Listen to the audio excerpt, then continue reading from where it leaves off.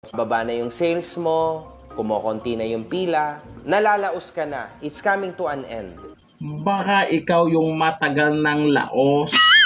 Sumakay ka lang sa kasikatan ni Diwata eh. Nakaraan ka pa, banat ng banat dyan, pati mga vlogger ni Diwata, binabanatan mo.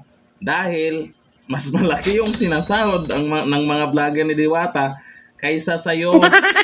Wala na. Tingnan mo naman yung mga views mo, dati kang sikat, ngayon wala na. Ala na.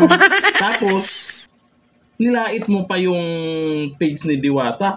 E tingnan nyo naman yung views. Walang-wala ka sa views.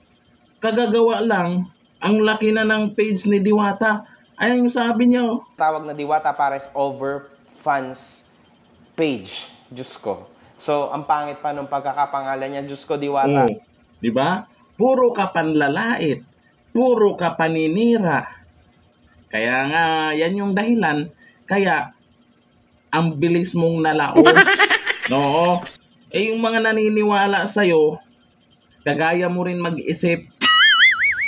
Meron pa nga, karamihan pa nga na nanonood sa'yo dyan, ay kontra sa'yo. Para lang punahin ka sa mga banat mo. Nakaraan pa, yung mga vlogger na yan, ginagatasan si Diwata. Anong gusto mo? Ikaw yung gatasan, wala na laman. Pinapayagan naman ni Diwata at si Diwata sumikat ng dahil sa mga vlogger. Ayan, nakinabang yung mga vlogger, nakinabang din si Diwata sa mga vlogger na yan. Tapos ngayon, hindi ka pa rin uminto. Nilalait mo pa yung page ni Diwata, tapos laos na daw. We, punta ka nga doon kung laos na. Ngayon, mas malulupit pa yung mga lumalapit sa kanya. Nakaraan lang, senador. Ngayon, may naghatid ng mga maraming mga gamit. At abangan pa, meron pang sorpresa daw si Diwata na kilalang tao na pupunta dyan. Tingnan nyo naman to. Mahaba pa rin yung pila. At yung mga katabing mga nagtitinda, nakikinabang din ng dahil kay Diwata. Pinipilahan na rin. Tapos sabihin mo, laos. Pangunahan mo naman. Oo, natural yung may mga darating ang time na ganun. Pero dito kay Diwata, marami siyang paraan. Kalain mo, napapanood na sa Batang Quiapo.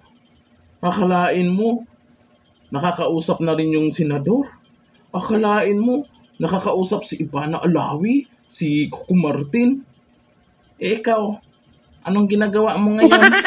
Nilait mo yung page ni Diwata, pangit-pangit to ng pagkagawa. Ikaw, anong pangalan mo? Pangalan pa lang. Makagago. Maganda yan? Maganda?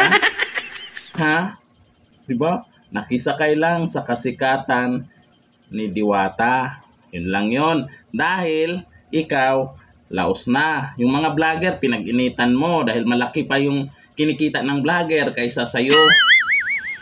Storyahe. Hanggang dito lang. Thank you. Bye-bye.